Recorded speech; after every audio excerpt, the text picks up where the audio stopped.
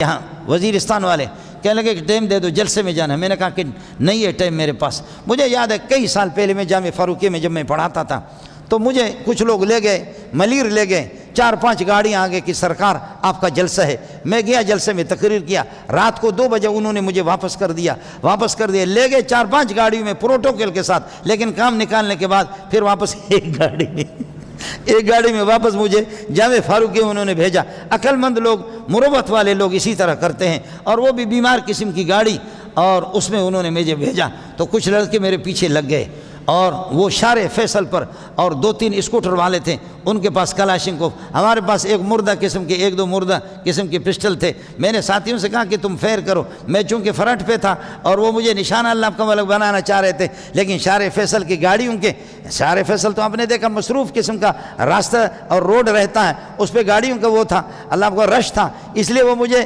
نہیں بنا سکے، نشانہ نہیں بنا سکے، آگے پیچھے۔ اب لوگ ہم حیران ہو گئے، جامعہ فاروقیہ تک تو بہت دیر ہے، ہم پہنچیں گے یا نہیں پہنچیں گے؟ تو ہمارے ایک ساتھی کے پاس وزیرستانیوں کے نمبر تھے، وہ وزیرستانی وہی ملیر پہ قریب میں، روڈ کے قریب رہتے۔ بابا رات کو 2 بجے ایک کو فون کیا، ہیلو پہنچو، زرکو، پتہ نہیں کیا زرکو پٹھانوں کا ہوتا ہے، جلدی کرو تم پہنچو ورنہ شیخ الاسلام جا رہا ہے، جلدی پہنچو ورنہ شیخ الاسلام کی شہادت کا وقت آ گیا، جلدی۔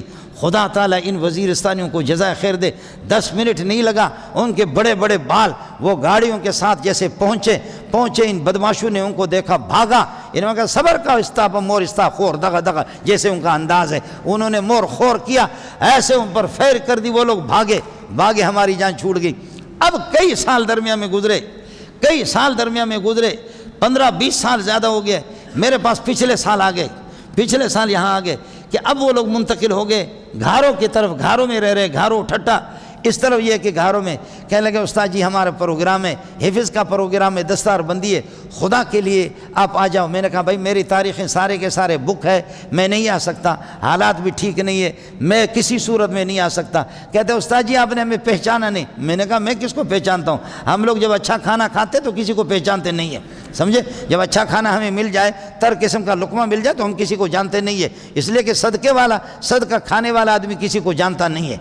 یہی ہوتا ہے، زکوٰۃ کے پیسے کھلا کر کے تم لوگوں نے تو مولویوں کو مزاج خراب کر دیے۔ تو انہوں نے کہا، میں نے کہا کہ جی میں تھوڑی سی شکلیں آپ کی، مجھ سے تو لاکھوں لوگ ملتے ہیں لیکن آپ کی شکل تھوڑی سی میرے ذہن میں ہے،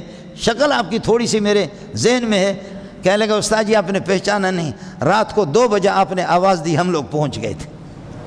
ہم وہ لوگ ہیں کہ رات کو 2 بجے آپ نے آواز دی استاد جی ہم لوگ پہنچ گئے تھے، اور یہ کہ ہم وہ لوگ ہیں۔ تو بس میرے بھی آنسو آ گئے، میں نے کہا قربان جاؤں تجھ پہ، اب میرا ٹائم ہے، میں آ جاؤں گا آپ کے